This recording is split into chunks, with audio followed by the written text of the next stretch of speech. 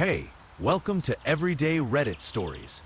Today's Reddit post starts at a Thanksgiving dinner, where my sister discovered I had $12 million, and my family's reaction changed everything.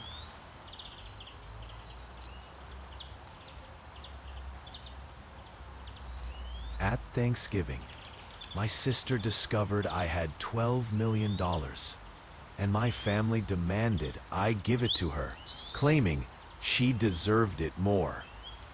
Hello everyone. Before we begin today's video, I need your help. We've noticed that the channel is losing traction, and subscribing is one of the best ways you can help us. It's quick, free, and allows us to continue bringing you great content. Your support means everything. Let us keep this channel growing collectively. Thank you very much. Now, let's begin the video. Using a throwaway for obvious reasons, with certain specifics modified to preserve anonymity. So I'm Sarah, 38, female, and I need to get this off my chest. Do you know those family dynamics in which one child can do no wrong, while the other appears to be invisible? Yes, welcome to my life. Everything was very typical until I was 8. I was an only kid, and while my parents were not particularly warm and fuzzy, they were present, I suppose.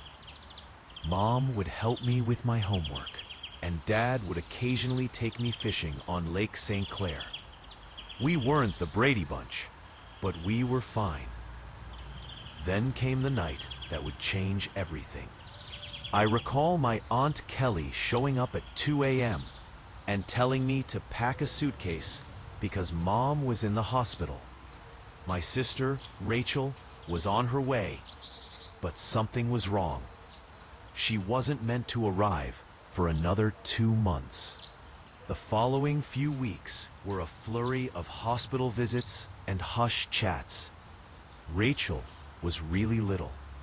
She looked like one of my baby dolls, but with all these tubes and cables.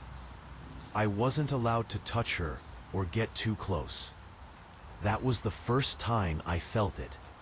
An invisible wall forming between me and the rest of my family. When they eventually brought Rachel home, our house turned into a sterilized bubble. Mom had an obsession with germs. I'm talking industrial strength disinfection throughout. Hand sanitizer stations in each room, and constant cleaning. The harsh odor of bleach still causes me distress to this day. But here's the bit that really messed me up.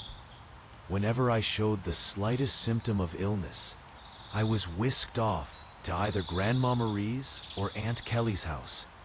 I mean every time. Sneeze once, pack your bags.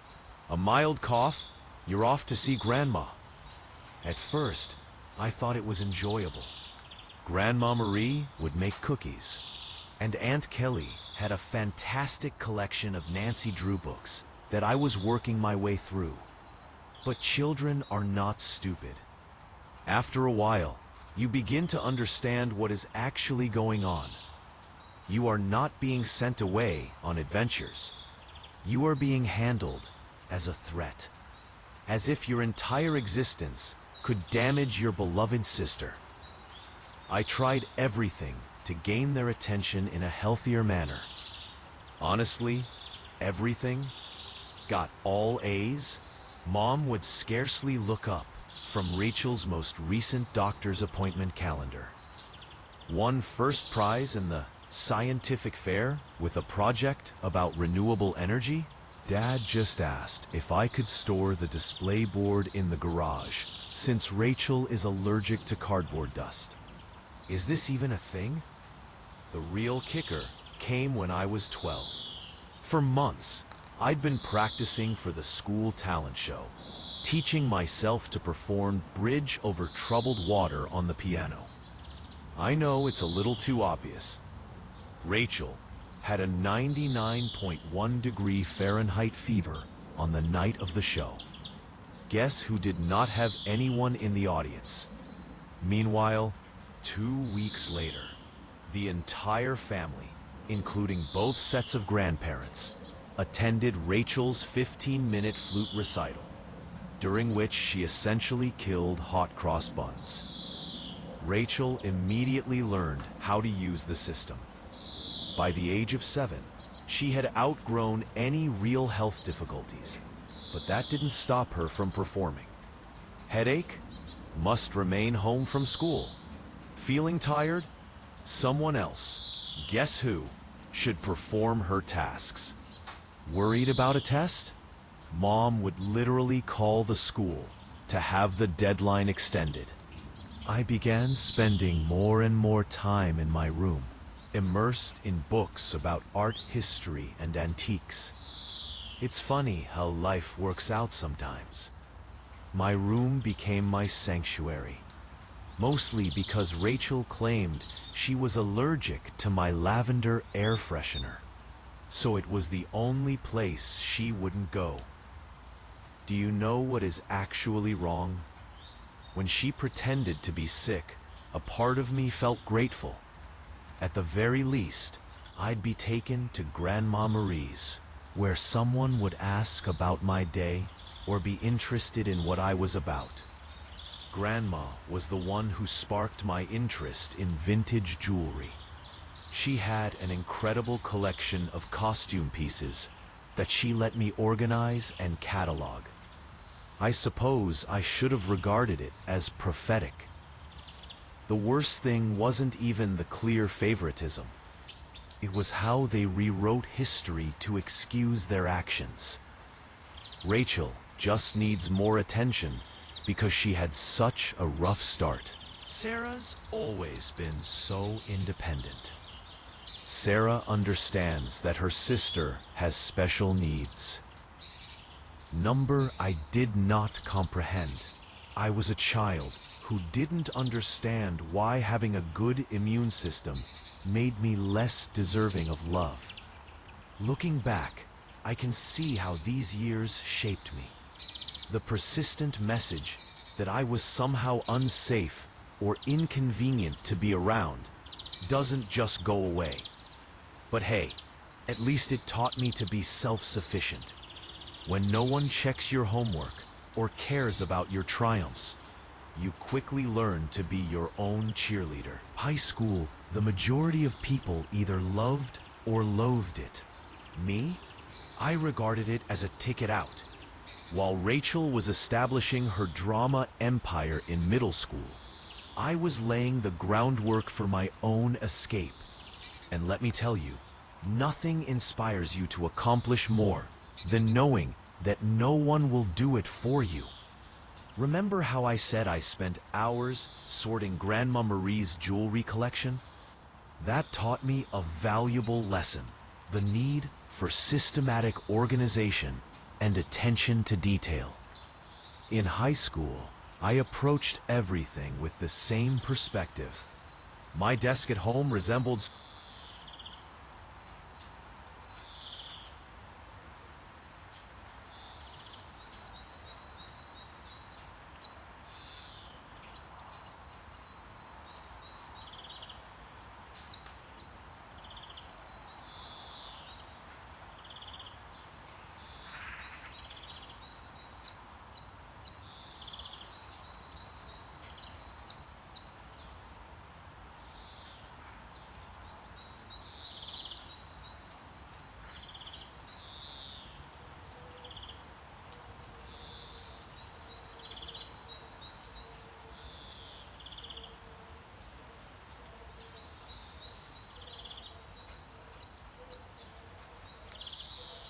Who is the editor-in-chief of the school newspaper? Check. The debate team was when I truly found my voice. There's something quite rewarding about shattering someone's argument while maintaining complete composure. It also taught me how to negotiate, which I didn't realize at the time, but would be useful later. I've won states twice. Rachel had major soccer games. Therefore, my parents were unable to attend both competitions. She was on the C team. Did not even play. The game changer junior year was when things truly became interesting. I took the SAT and received a flawless score. Not like, oh, pretty good, perfect. I mean perfect. 1,600. You know how many people receive that? Less than 1%. I remember staring at the results screen for almost 20 minutes, convinced it was an error. I rushed home to tell my parents. I realized this is stupid. Mom was in the kitchen assisting Rachel with her English homework. The conversation went something like this. My reaction: Mom, look, I got a perfect SAT score. Mama: that's nice, honey, but can you keep it down? Rachel's trying to concentrate. She has a big test tomorrow. Rachel: you're correct. Yeah, some of us actually have to study, Miss Perfect. She said, Rachel, sweetie, don't stress. You're just a different kind of learner. I still have the hard copy of those SAT results someplace. Never got pinned on the fridge. But Rachel's C+ in English? That infant received primo refrigerator real estate, complete with a "we're so proud of you" magnet. College applications. The college application procedure was interesting. I applied to 15 schools without informing anyone. I wrote all of my own essays, gathered my own recommendations, and handled all of the financial assistance paperwork myself. My guidance advisor, Mr. Chen, was the true MVP. My parents were too busy to help me with the FAFSA, so I stayed late after school. Then acceptances began to arrive. Harvard, Yale, Princeton, Michigan, and each one comes with a scholarship offer. I stored them all in a locked box under my bed, knowing what would happen if Rachel discovered them. They'd suddenly shifted their focus entirely to her. But if Sarah goes to Harvard, I'll be all alone, or some nonsense like that. The day I received my full ride offer from UMich, Rachel joined JV cheerleading. Guess which one was celebrated with a family feast? Hint, I had microwave mac and cheese in my room while they went to Olive Garden. But you know what? The scholarship was my golden ticket. Tuition, lodging, and board are all included, as is a book allowance. I could finally leave that house where I was either invisible or inconvenient. The day I received my acceptance package, I went to my favorite spot in the local library, a fourth-floor window seat overlooking the park, and grieved for an hour. Not sad tears, there were tears of relief. When I told my parents at supper that I was going to UMich, they were ecstatic. He said, Michigan? But that's so far. What if Rachel needs you? She replied, I hope you're not expecting us to help with expenses. Rachel's cheerleading competitions are very costly. Rachel is crying. Oh my God, finally. Can I have your room? I need space for my TikTok videos. The summer before college, I worked double shifts at Carson's Diner to save money. Carol, bless her heart, always gave me additional tips and made sure I got to take home leftover pie at the conclusion of my shifts. She also taught me a vital skill: how to recognize genuine people in a society full of fakes. Baby, she'd tell me, in diners and in life, the ones making the most noise usually have the least to say. Move-in day at UMichigan? My folks couldn't attend because, surprise, Rachel had a cheerleading competition. Aunt Kelly drove me instead, helped me set up my dorm room, and gave me a $500 envelope. Your Grandma Marie wanted you to have this, she told me. She's so proud of you. Later, I learned that Grandma had been saving that money from her Social Security checks for months. That first night in my dorm room, I promised myself I was going to create such a wonderful life that being overlooked would be inconceivable. Not for vengeance, nothing to prove to my family. But what about the 8-year-old girl who used to get sent to grandma's house for sneezing? College and the beginning of something new. College went by in a flurry of all-nighters, instant ramen, and heavenly independence. I graduated summa cum laude from the University of Michigan. Not that my folks noticed. They were too busy helping Rachel transfer to her third college in 2 years. But this is where the plot takes an unexpected turn. I got an entry-level job at Everett and Phillips Auction House in Detroit. I won't use the real name for obvious reasons. But if you're in the business, you probably know who I'm talking about. A genuine high-end establishment. Many old money clients. That type of transaction. I began with their estate sales business, which involved documenting the belongings of wealthy individuals after their deaths. Not exactly glamorous, but it paid the bills. The breakthrough. My first several months were very standard. Logging countless china sets, categorizing vintage furniture, and so on. Next followed the Kingston estate. Mrs. Kingston was an elderly widow who had died with no children, leaving behind what everyone assumed was a huge collection of costume jewelry. Rooms filled with the material. This is where those hours at Grandma Marie's came in useful. I'm looking through this stack of jewelry when something catches my attention. It's an Art Deco brooch. Nothing really showy, yet something about it felt different. The weight was unsuitable for costume jewelry. The clasping mechanism was far too complex for a copycat. I believe I spent my whole lunch break that day researching old jewelry, markers, and signatures. I ended up staying late at the office to use the company's membership to several antique jewelry databases. The more I looked, the more certain I got that this was not costume jewelry. It was the real stuff. Problem was, I was the new girl.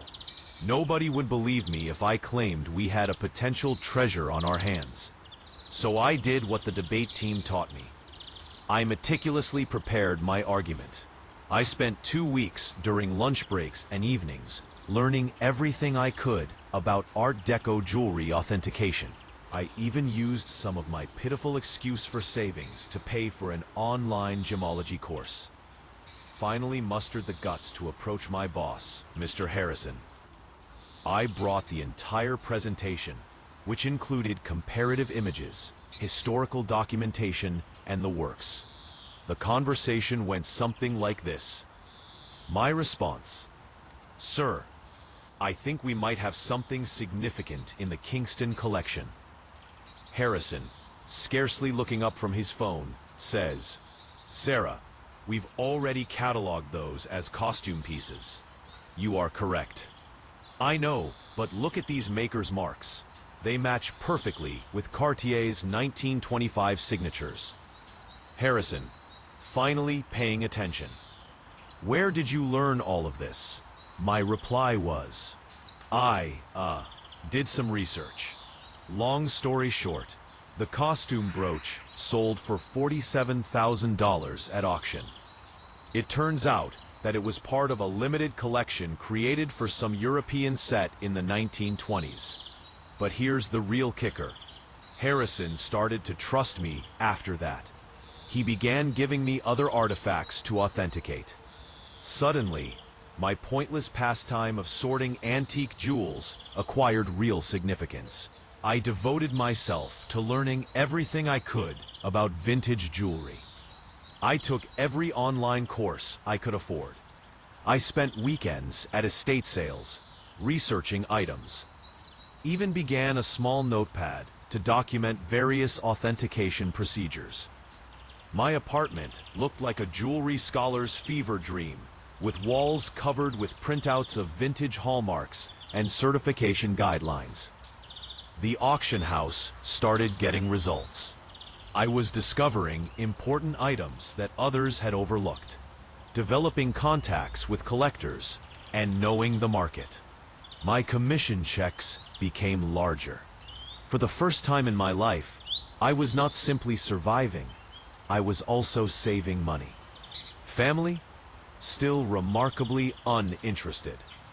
At Sunday dinners, which I still went to, like a fool, the discourse went like this.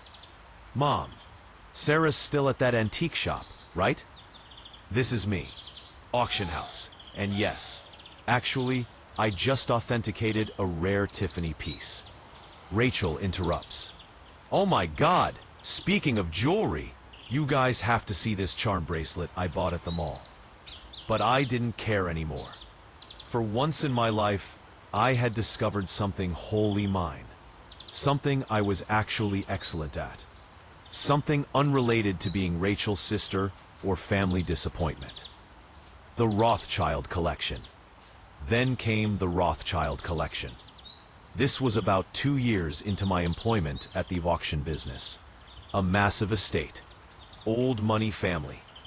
There's a lot of buzz in the industry. I was part of the team that cataloged their jewelry collection, and that's when I noticed it. A fairly commonplace Art Nouveau piece that everyone else had missed. I spent 3 days investigating it. Barely slept. It turned out to be a piece from a famous French jeweler's private collection, which was supposed to have been lost during World War II. When it sold at auction for $238,000, Harrison summoned me to his office. I believed I was being promoted. Instead, he said something that completely changed the situation. Sarah, you're wasting your talent here. You should be running your own authentication business. Initially, I shrugged it off. Me? Start a business? With what money? However, the notion took root. I began doing modest freelance authentication projects on the side. Word spread that I had a terrific site. Private collectors began contacting us directly. One night, I was sitting in my modest apartment, surrounded by jewelry manuals and authentication tools that I had gradually accumulated, when I had an epiphany. This is something I could actually do. I could create anything on my own. So I did what any reasonable person would do. I took out a large debt against my car. I emptied my savings account. I rented a small office space in a less desirable area of town. People believed I was insane. Perhaps I was. I transformed a storage room above a Chinese restaurant that was about the size of a college dorm room.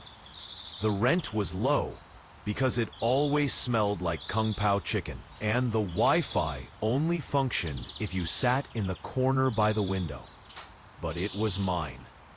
The struggle. The first few months were interesting, and by interesting, I mean scary. I'd awaken at 4 a.m. with cold sweats, calculating how many months till my savings ran out. Loan payments felt like a rope around my neck. My office furnishings comprised of: I purchased a card table from Goodwill, a chair I literally found on the curb. Don't worry, it was thoroughly cleaned. However, in the world of high-end jewelry, reputation and contacts are everything. And my experience at the auction house provided me with both. I started small by doing authentication work for local antique dealers.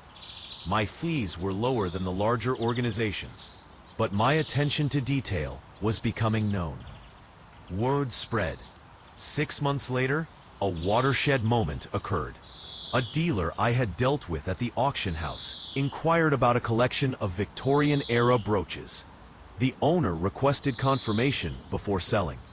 It turned out to be a massive collection, with pieces from 3 generations of families.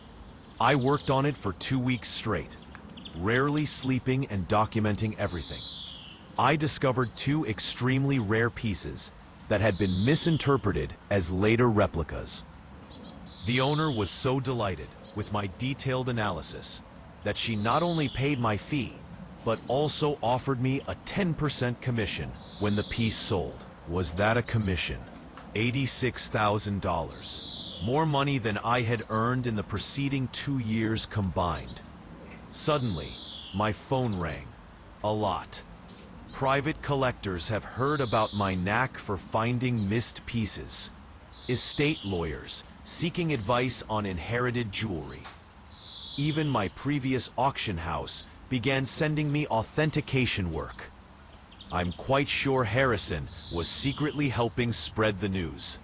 Thanks, boss. Scaling up. By year 2, I'd hired my first employee, Jenny, a fresh gemology graduate who reminded me much too much of myself at that age. She was extremely intelligent, yet she was neglected since she was quiet. She is now my head of authentication and is well worth her weight in gold. The firm expanded quicker than I could have predicted. Moved to a proper office downtown. Goodbye, Kung Pao chicken odor. Created a team of specialists. I've earned a reputation for finding misplaced items. You wouldn't believe how many important historical jewelry items get misinterpreted as costume jewelry in people's attics. Keeping it secret from my family. However, success came with its own set of obstacles. The bigger we became, the harder it became to keep it a secret from my family. They still thought I worked in an antique shop. Rachel would make these sarcastic remarks during family dinners. Rachel asks, "Sarah, I have some old jewelry I was going to donate to Goodwill. Maybe your little shop would want it." Me, having just authenticated a $1.2 million Fabergé item that morning. Sure, I'll look into it. Mom continues to introduce me to everyone as my other daughter. She works with old jewelry, or something. Meanwhile, I was quoted in Forbes, luckily under my company name, and we had recently built our third office. What's strange about it? Keeping the secret became almost enjoyable. Like this private joke with myself. I'd sit at Sunday dinner in my Target discount outfit, really Chanel, listening to Rachel speak about her entry-level marketing job, knowing I'd just closed a deal for more than her annual income. I even started playing tiny games with myself, such as wearing authentic Harry Winston pieces to family gatherings, and seeing whether anyone noticed. They never did. Rachel once spent 20 minutes showing off her expensive $200 Michael Kors watch. I was wearing a vintage Patek Philippe that cost more than her automobile. Managing growth, however, the real challenge was managing growth. By year 5, we'd established offices in Detroit, Chicago, and New York. I spent more time on airplanes than in my own bed. We built a reputation for discretion. It turns out that many wealthy people want their jewels verified without the rest of the world knowing. The money was enormous. For example, we needed to hire a large team of financial advisors. Nonetheless, I maintained a relatively modest lifestyle. I purchased a nice, but not flashy house in a desirable neighborhood. I drove a high-end, but not obvious car. The only place I truly splurged? My home office. Advanced authentication equipment. The most effective security system money can buy. A custom-built vault to make Fort Knox envy. What's with the irony? They believed I was being frugal by aiding them. Mom would remark things like, "It's so sweet of Sarah to help out. She must be eating nothing but ramen to manage it." Meanwhile, I had just validated a collection, which earned me a commission greater than their mortgage. You know what's strange about success?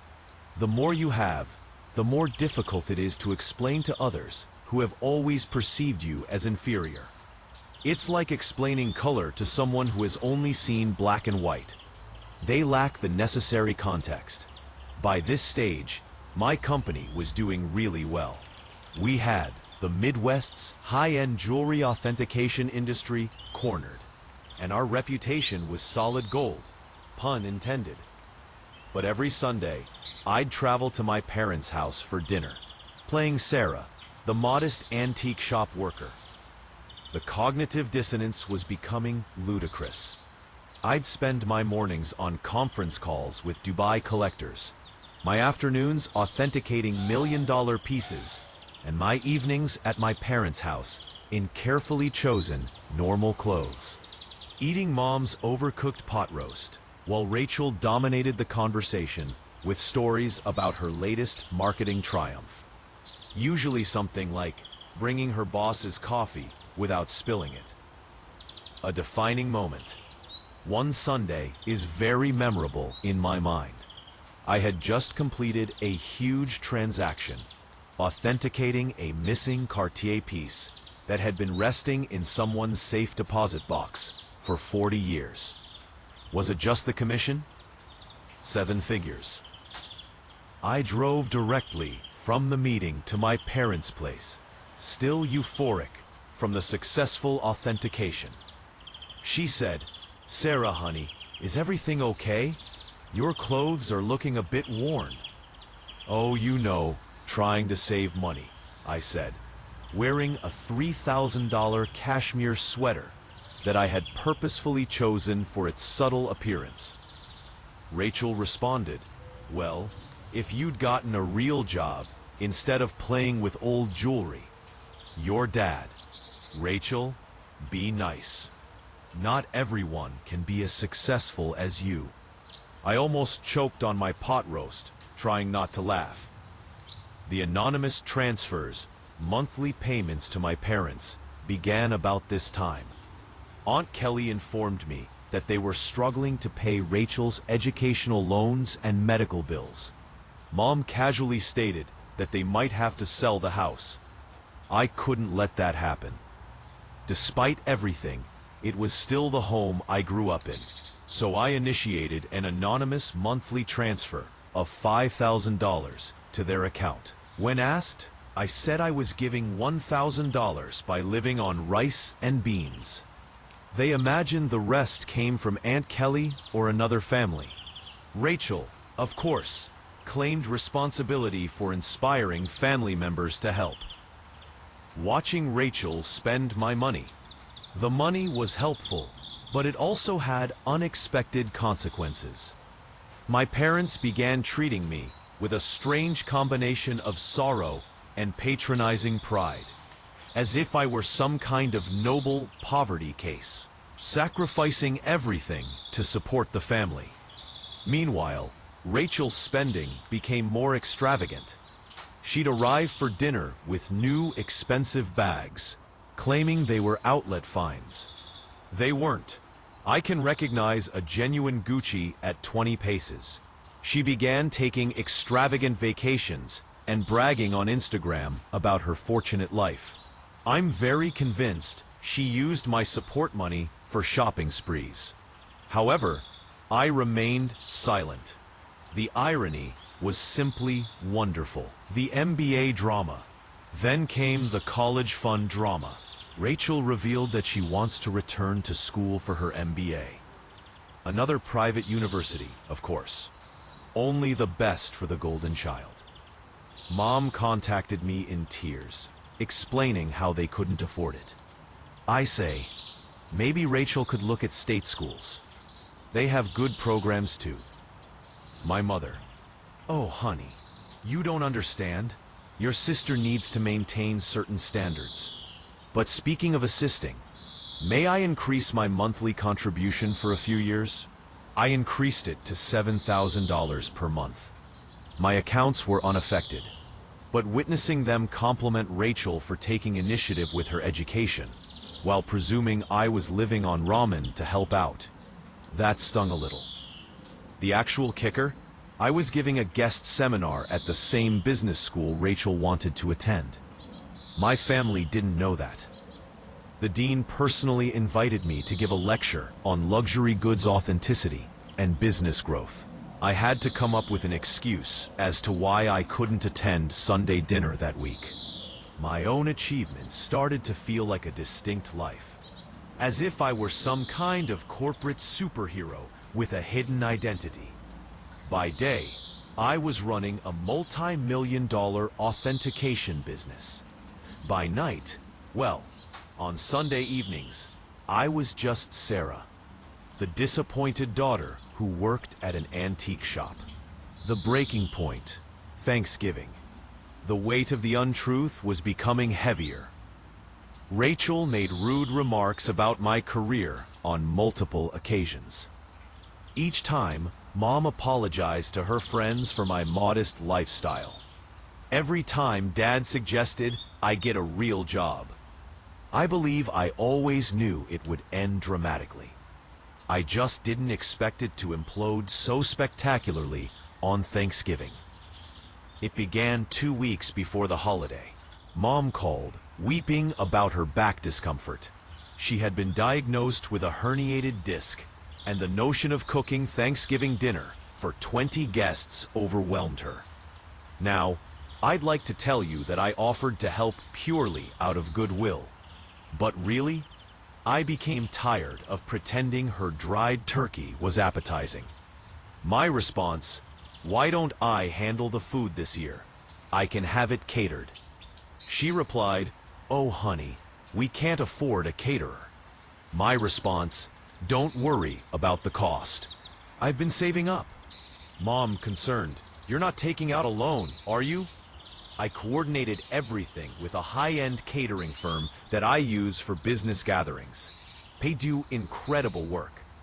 The kind of food that makes you wonder why you ever bothered to prepare yourself. It cost more than my folks thought I earned in 2 months, but whatever. Thanksgiving morning dawned, and I was feeling quite good. I had my laptop with me because I needed to monitor a major online auction in Hong Kong. This magnificent Art Nouveau necklace was for sale, and I had a customer who was interested in authentication if they won the bid. The lunch arrived on schedule, and everything was properly prepared. Rachel, of course, had to respond. Rachel inquired, "Store-bought stuffing? Really, Sarah? Mom's is so much better." This is from the girl who once set off the smoke alarm while making toast. Mom was apologizing to everyone for not cooking herself, but you could tell they were enjoying the meal. Rachel shut up after tasting the maple-glazed Brussels sprouts, which, by the way, cost more per plate than her weekly grocery budget. I stepped away from supper and dessert to check my laptop. The auction was getting intriguing, and I needed to be prepared in case my client won. I set up in my old bedroom, which Mom had kept the same since high school. In the meantime, Rachel's room had undergone 3 renovations. That's when everything went wrong. I had left my authentication program running, with many tabs open that displayed various accounts and current agreements. Rachel came in without knocking. Some things never change. To borrow my phone charger, she saw my laptop screen and realized this was her chance to finally expose how pathetic her older sister was. Rachel, smirking, "Let's show everyone what Sarah's really been up to." Before I could stop her, she took my laptop and walked into the dining room. The big reveal. Picture this: 20 people, including aunts, uncles, cousins, and my parents, filled with gourmet turkey and half drunk on pricey wine, which they mistook for Trader Joe's. Rachel's reaction. Time to see what kind of important work Sarah's doing on Thanksgiving. She flipped the laptop around triumphantly, apparently intending to disgrace me with whatever minor antique transactions she assumed I was working on. The room went completely silent. Like, you could hear the fancy clock I got Mom for Christmas, ticking silently. She believed it was a reproduction. My screen displayed current account balance, $12.4 million. Pending authentication contract, $485,000. Recent transaction, $1.2 million. Hong Kong auction. Company's quarterly profit report, $4.2 million. Rachel's face shifted through 5 different emotions in 3 seconds. The final one landed somewhere between astonishment and nausea. She actually swayed slightly on her feet. Rachel whispers, "This cannot be right." She said, "Rachel, honey, what is it?" Rachel, voice cracking. She's rich. Sarah's rich. Chaos ensues. If it was possible, the hush deepened even farther. Then Mom began giggling, like really laughing. She said, "Don't be silly. Sarah works at that little antique shop." I rose up carefully, straightening out my basic cashmere sweater, which cost more than their monthly mortgage. Me? Yes, actually. Mom, I own one of the largest jewelry authentication companies in the country. For years. Those antique shop comments? I authenticate pieces worth millions. That little business you never asked about? It has offices in 3 cities. Dad choked on the liquor. Aunt Kelly dropped her fork. Uncle Mike began coughing terribly. Then Mom's laughing transformed into something else. Her face turned red, then purple. She stood up so quickly that her chair tumbled over. Mom screams, "You have millions and you let us struggle?" My response, "Struggle? I send you $7,000 every month." She replied, "While sitting on millions? Your sister has student loans." So there it was. Instead, congratulations. Not, "Wow, we're so proud." Just outraged that I hadn't given them more money. Rachel began to cry.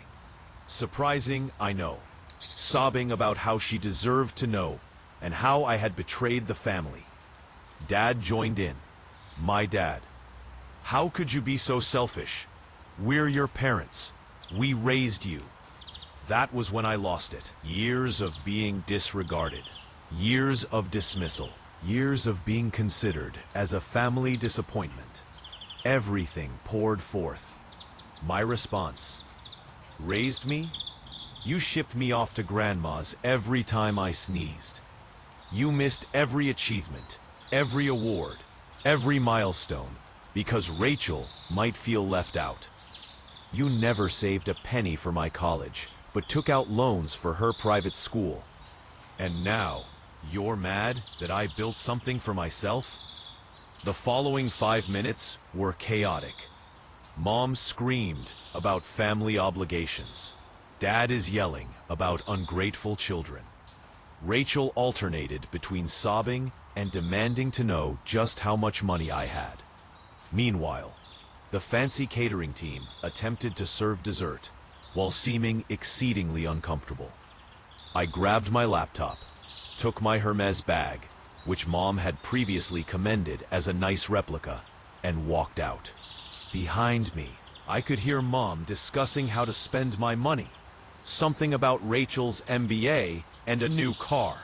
As I went home in my sensible automobile, a limited edition BMW, my phone started filling up with texts. The family group chat burst. Rachel began posting on Facebook about hidden family wealth and selfish siblings. The aftermath. The days after Thanksgiving were like watching a cyclone hit in slow motion. Except that the hurricane represented my family, and the debris symbolized my sanity. Let's start with SMS messaging. Within 1 hour of leaving supper, my phone had 47 missed calls, more than 200 messages. Mom followed this intriguing progression. 7:42 p.m. How dare you walk out on family? 8:15 p.m. We need to talk about this like adults. 9:03 p.m. Your sister deserves a share of your success. 10:30 p.m. I've already called a realtor about houses in better neighborhoods. 11:45 p.m. Why aren't you answering? This is your mother. Meanwhile, Rachel had become a full-fledged social media fighter. Rachel, on the other hand, had fully embraced social networking.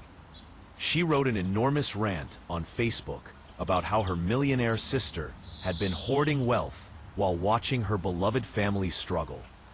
The comment section was insane.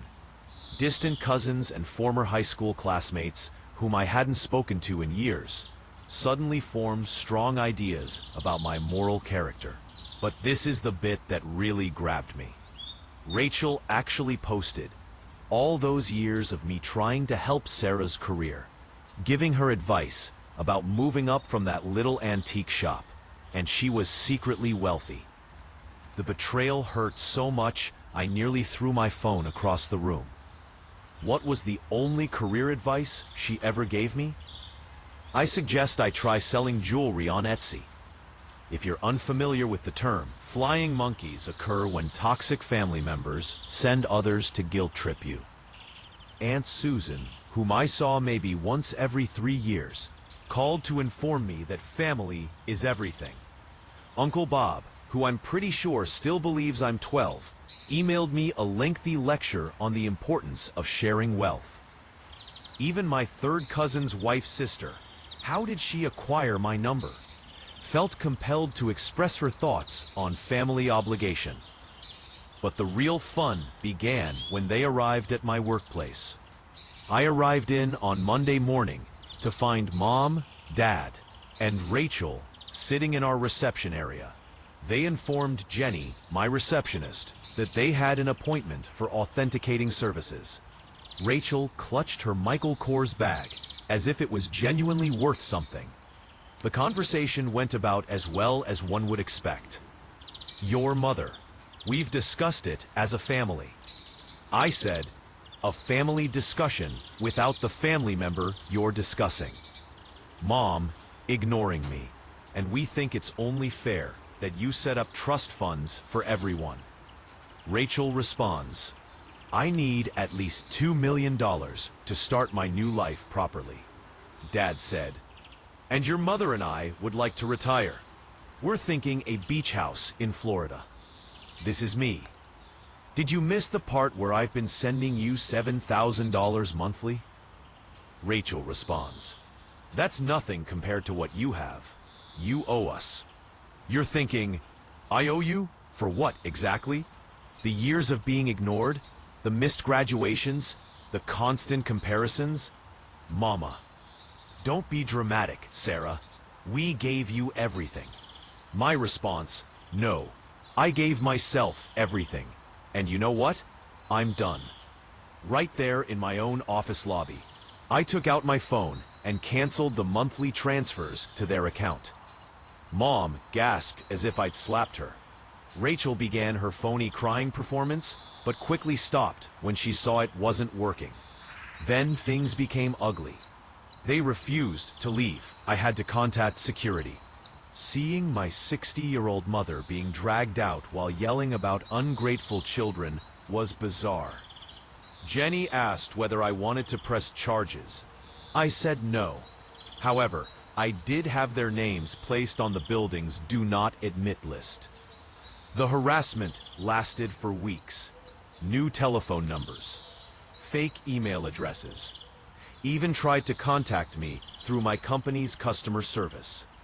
I finally had to issue a formal legal notice, threatening harassment charges. Mom then played her final card. She called Grandma Marie. But here's the thing about Grandma Marie. She is wiser than all of them together. How did she respond? Good for Sarah. About time someone in this family succeeded on their own terms. Mom did not speak with her for 2 months after that. It has been 6 months since Thanksgiving. I relocated to a new home with better security. I changed all of my numbers. What about the company?